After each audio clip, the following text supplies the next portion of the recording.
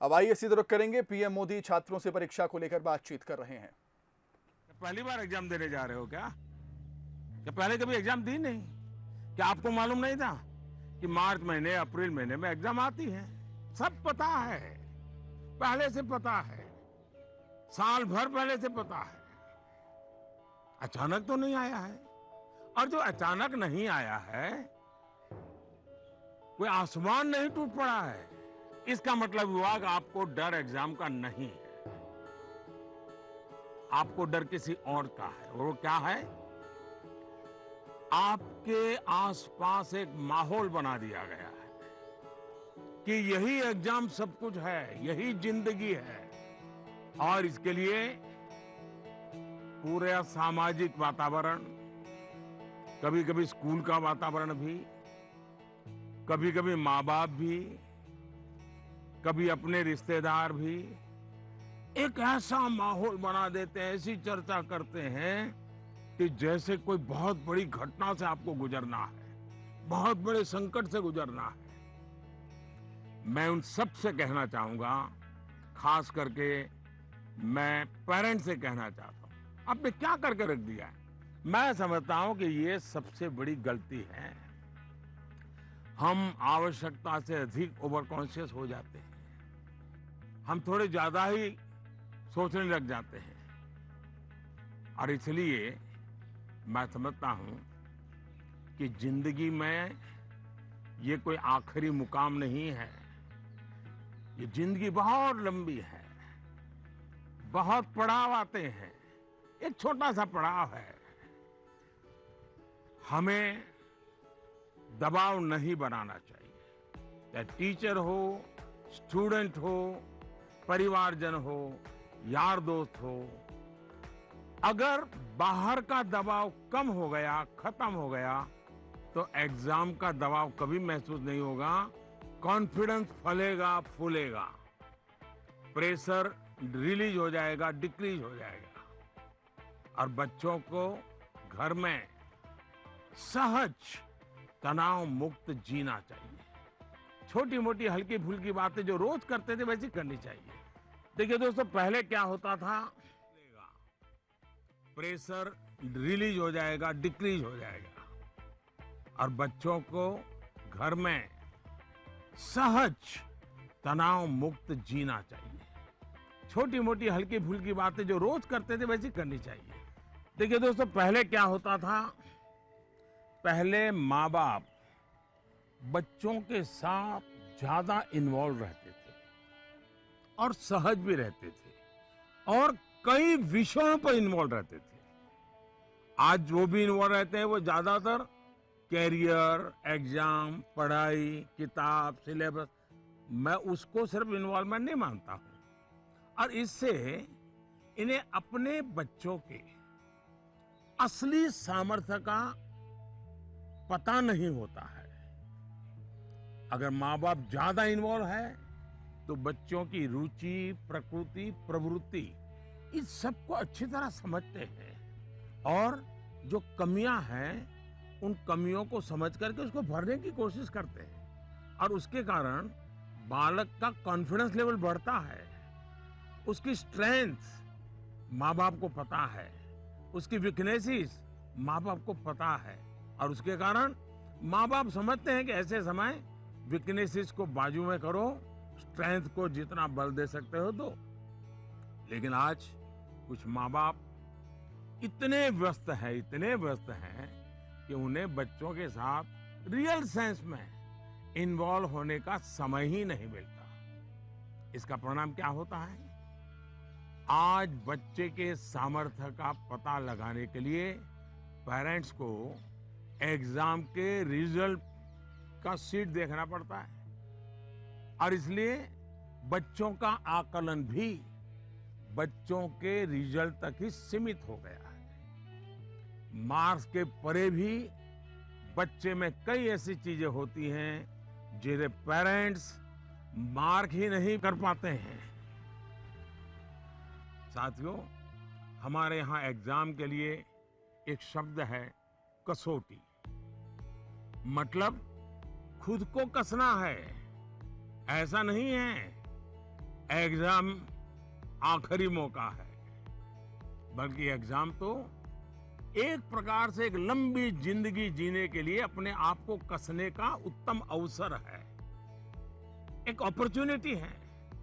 समस्या तब होती है जब हम एग्जाम को ही जैसे जीवन के सपनों का अंत मान लेते हैं, जीवन मरण का प्रश्न बना देते हैं। दरअसल एग्जाम जीवन को गढ़ने का एक अवसर है, एक अपॉर्चुनिटी है, एक मौका है। उसे उसी रूप में लेना चाहिए। एक्चुअली हमें अपने आप को कसौटी पर कसने के मौके खोजते ही रहना चाहिए, ताकि हम और बेहतर कर सकें। हमें भागना नहीं चाहिए। आइए दोस्तों, अगले सवाल की तरफ बढ़ते हैं। माननीय प्रधानमंत्री जी नमस्कार। मेरा नाम पुण्य सुन्या है। मैं कक्षा 11वीं की छात्र हूँ।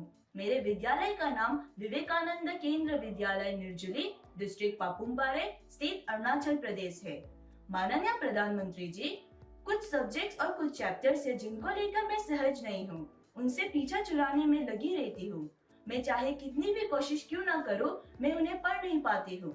शायद ये इसलिए होता है क्योंकि मुझे उनसे डर लगता है। सर, इस स्थिति को कैसे दूर किया जा सकता है? धन्यवाद सर। चलिए, आंध्र से हम मलेशिया से अब अरुणाचल पहुंच गए और मुझे बताया गया है कि इसी प्रकार का कोई और एक सवाल भी है। माननीय प्रधानमंत्री जी नमस्कार। मेरा नाम विनीता गर्ग है और मैं SRDAV पब्लिक स्कूल में 25 वर्ष से कार्यरत हूँ। मेरा प्रश्न है, कुछ सब्जेक्ट्स ऐसे हैं जिसमें कई स्टूडेंट्स को डर का सामना करना पड़ता है। इस वजह से वह इनसे बचते हैं। इसके बारे में इतिहास या गणित जैसे विषयों के शिक्षक अच्छी तरह से समझ सकते हैं। टीचर के तौर पर इस स्थिति को और बेहतर बनाने के लिए हम क्या कर सकते हैं? ये कुछ अलग प्रकार का ही विषय मेरे सामने आया। मैं कोशिश करूंगा कि स्टूडेंट्स के मन को छू सकूं और टीचर्स की बात पर गौर के साथ कुछ समाधान बता सकूं। आप दोनों ने किसी खास सब्जेक्ट या चैप्टर से डर की बात कही है। आप लोग अकेले नहीं हैं जिनको इस स्थिति का सामना करना पड़ता हो। हकीकत तो यह है कि दुनिया में एक भी इंसान ऐसा नहीं मिलेगा जिसके ऊपर ये बात लागू न होती हो। मान लीजिए आपके पास बहुत ही बढ़िया 5-6 शर्ट है, लेकिन आपने देखा होगा एक या 2 शर्ट आपको इतने पसंद आते होंगे, बार बार पहनते हैं। इसका मतलब ये नहीं कि बाकी सब बेकार हैं, फिटिंग ठीक नहीं है, ऐसा नहीं है। उन 2 इतने अच्छे लगते हैं कि आप उसको बार बार पहनते हैं। कई बार तो माँ बाप भी इन चीजों के लिए गुस्सा करते हैं कि कितनी बार इसको पहनोगे। अभी 2 दिन पहले तो पहना था। पसंद नापसंद मनुष्य का स्वभाव है और कभी कभी पसंद के साथ लगाव भी हो जाता है। और इसमें डर की, दुविधा की क्या बात है कि हमने डरना चाहिए?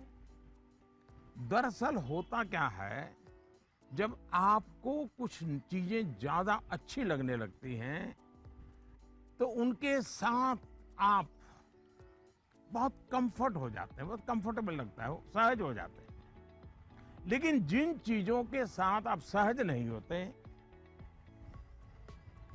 उनके तनाव में आपकी 80% एनर्जी आप उसी में लगा देते हैं।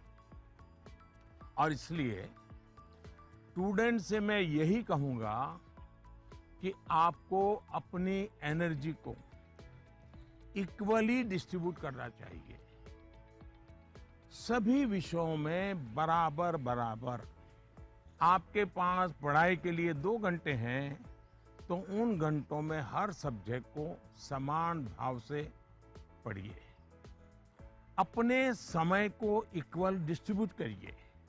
साथियों, आपने देखा होगा टीचर्स, माता पिता हमें सिखाते हैं कि जो सरल है वो पहले करें।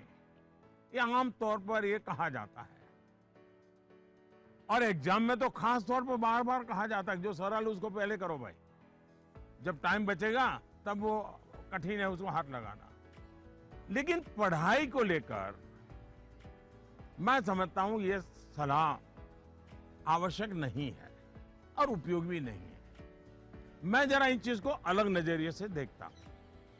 मैं कहता हूं जबकि पढ़ाई की बात हो तो कठिन जो है उसको पहले लीजिए। आपका माइंड फ्रेश है, आप खुद फ्रेश हैं, उसको अटेंड करने का प्रयास कीजिए। जब कठिन को अटेंड करेंगे तो सरल तो और भी आसान हो जाएगा। मैं अपना अनुभव बताता हूं। जब मैं मुख्यमंत्री था, फिर प्रधानमंत्री बना, तो मुझे भी बहुत कुछ पढ़ना पड़ता है, बहुत कुछ सीखना पड़ता है, बहुतों से सीखना पड़ता है, चीजों को समझना पड़ता है। तो मैं क्या करता था, जो मुश्किल बातें होती है, जिसके निर्णय थोड़े गंभीर होते हैं, मैं मेरे सुबह जो शुरू करता हूं तो कठिन चीजों से शुरू करना पसंद करता हूं। मुश्किल से मुश्किल चीजें मेरे अफसर मेरे सामने लेकर के आते हैं, क्योंकि उनको मालूम है कि वो मेरा एक अलग मूड होता है। मैं चीजों को बिल्कुल तेजी से समझ लेता हूं, निर्णय करने की दिशा में आगे बढ़ता हूं। मैंने अपना एक नियम बनाया है, कोशिश की है। और जो सरल चीजें हैं, दिन भर की थकान के बाद रात देर हो जाती है, तो चलो भाई अब उनको मैं ज़्यादा दिमाग खपाने की जरूरत नहीं हो, कोई गलती होने का कारण नहीं है, तो उन चीज़ों को मैं फिर देर रात तक खींच लेता हूँ। लेकिन सुबह जब उठता हूँ तो फिर कठिन से ही मुकाबला करने के लिए निकल पड़ता हूँ। दोस्तों, एक और बात हमें अपने आप से सीखनी चाहिए। आप देखिए, जो लोग जीवन में बहुत सफल हैं वो हर विषय में पारंगत नहीं होते, लेकिन किसी एक विषय पर, किसी एक सब्जेक्ट पर उनकी पकड़ जबरदस्त होती है। अब जैसे लता दीदी हैं, लता मंगेशकर जी की पूरे दुनिया में नाम है, हिंदुस्तान के हर जुबान पे नाम है।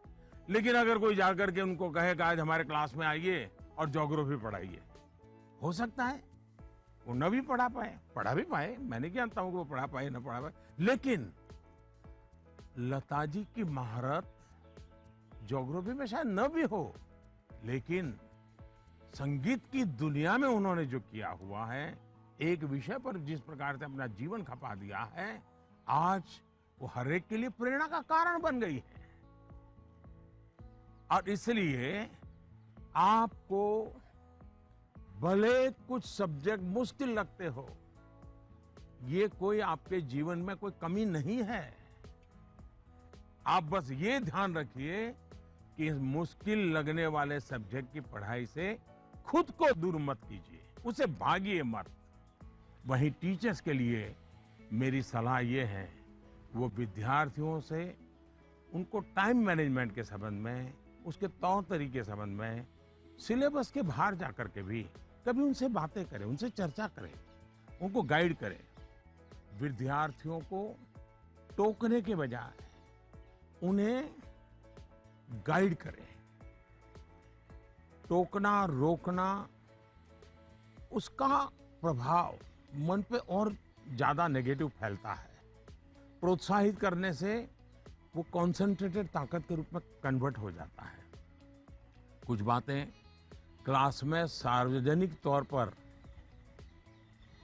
जरूर कहें ताकि सबका प्रबोधन होगा, लेकिन बहुत सी बातें ऐसी होती हैं जब किसी एक बच्चे को बुला करके चलते चलते थोड़ा सर पे हाथ रख करके बहुत ही प्यार से कहें, देखो बेटा, देखो भैया तुम इतने बढ़िया करते हो, जरा देखो इसको जरा थोड़ा ये कर लीजिए, देखिए तुम्हारे में बहुत बड़ी ताकत है, आप देखिए ये बहुत काम आएगा, बहुत काम आएगा। एक काम करिएगा, आपके जीवन में ऐसी कौन सी बातें थी जो कभी आपको बहुत कठिन लगती थी और आज आप उसको बड़ी सहजता से कर पा रहे हैं। ऐसे कुछ कामों की लिस्ट बनाइएगा। जैसे साइकिल चलाना कभी आपको कठिन लगा होगा, लेकिन अब वही काम आप बहुत सरलता से करते लेते होंगे। कभी तैरने की बात आई होगी, बहुत डर लगा होगा, उतरने से भी डर लगा होगा, लेकिन आप अच्छे तरह आज तैरना सीख गए होंगे। मतलब जो कठिन था उसको आपने कन्वर्ट कर दिया। आपके जीवन में ऐसी सैकड़ों चीजें होगी। अगर आप ये याद करके जरा किसी कागज पर लिख लेंगे तो कभी आपको किसी को भी, मुझसे भी कठिन वाला सवाल पूछना ही नहीं पड़ेगा, क्योंकि कभी कोई चीज आपको कठिन लगेगी ही नहीं। मुझ पे भरोसा कीजिए दोस्तों, एक बार करके देखिए। Honorable Prime Minister Ji, Vanakkam. Vanakkam, I am Neil Vanakkam. Anand, studying 12th standard in Vivekananda Kendra Vidyalaya Metric Higher Secondary School, Kanyakumari. Dear sir, during this pandemic situation, after the online classes, we all get more free time than usual. I would like to know how can we make the best use of our free time. My thanks to our Honorable Prime Minister for giving this opportunity. वणक्कम। Mummy papa को पता चलेगा ना कि आप परीक्षा के समय में खाली समय की बात कर रहे हैं, तो फिर देखिए क्या होता है। खैर, मुझे ये सवाल बहुत अच्छा लगा कि आप एग्जाम के समय भी खाली समय पर ध्यान दे रहे हैं, खाली समय पे चर्चा कर रहे हैं। देखिए दोस्तों, खाली समय, इसको खाली मत समझिए, ये खजाना है, खजाना। खाली समय एक सौभाग्य है, खाली समय एक अवसर है। आपकी दिनचर्या में खाली समय के पल होने ही चाहिए, वरना तो जिंदगी एक रोबोट जैसी हो जाती है। दरअसल खाली समय दो तरह के हो सकते हैं। एक जो आपको सुबह से ही पता है कि आज आप 3 से 4 बजे तक फ्री हैं, या आने वाले रविवार को आप आधा दिन फ्री हैं, या आप 4 तारीख को छुट्टी है, आप दोपहर तक आपके पास कोई काम नहीं, आपको पता है। लेकिन दूसरा वो जिसका पता आपको लास्ट मोमेंट में चलता है। अगर आपको पहले से ही पता है कि मेरे पास खाली समय है, तो आप अपने पेरेंट्स या अपने बहन भाई से कह सकते हैं कि मैं आपकी हेल्प करूंगा। आपको क्या काम करना है, आप क्या कर रहे हैं, मैं क्या हेल्प कर सकता हूं। दूसरा, आप सोचें कि ऐसी कौन सी चीजें हैं जो आपको खुशी देती हैं।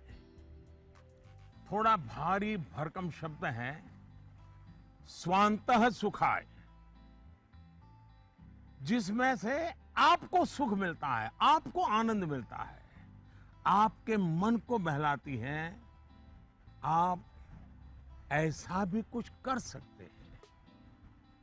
अब आपने मुझे पूछा है तो मैं भी सोचता हूं कि मैं क्या करना पसंद करता हूं। मैंने अपनी दिनचर्या में ऑब्जर्व किया है कि अगर मुझे थोड़ा सा भी खाली समय मिल जाए और अगर झूला है तो मेरा मन करता है कुछ पल में झूले पर जरूर बैठूं। बहुत थकान है और 5 मिनट का भी समय मिल गया, या फिर मैं कोई काम भी कर रहा हूं, तो अपने खाली समय में झूले पर बैठकर, पता नहीं क्या कारण है, लेकिन मेरा मन प्रफुल्लित हो जाता है। जब आप खाली समय अर्न करते हैं तो आपको उसकी सबसे ज्यादा वैल्यू पता चलती है। इसलिए आपकी लाइफ ऐसी होनी चाहिए कि जब आप खाली समय अर्न करें तो वो आपको असीम आनंद दें।